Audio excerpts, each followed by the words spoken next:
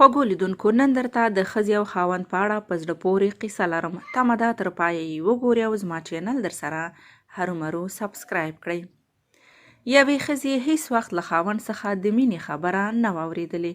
خاوند یې بزګر و، تل به پر موټرسایکل ګرځېده او له همدې څخه به یې د ځینو وسایلو د انتقال لپاره کار اخیسته.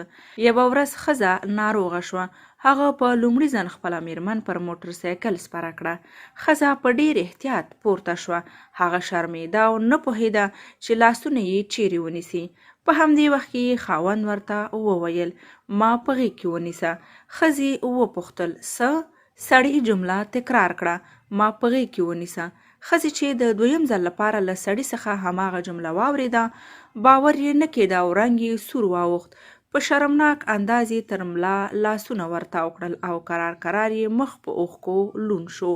نیمایي لارې ته رسېدلي وو چې ښځې له سړي څخه وغوښتل څو بیرته د کور خواته راوګرځي. هغه په حیرانۍ وپوښتل: ولې؟ خو اوس روغتون ته نږدې شوي وو.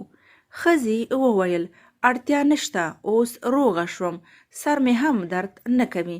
سړي یې میرمن کور ته ورسوله، مګر کله یې هم دې ته فکر ونه کړ چې هماغې ساده جملې یې، یعنې ما په غېږ کې ونیسه، د میرمنې په زړه کې څومره د نیکمرغۍ او خوښۍ احساس راولاړ کړی و چې په ډېر لنډ مزل کې یې د هغې ناروغي له منځه وړي.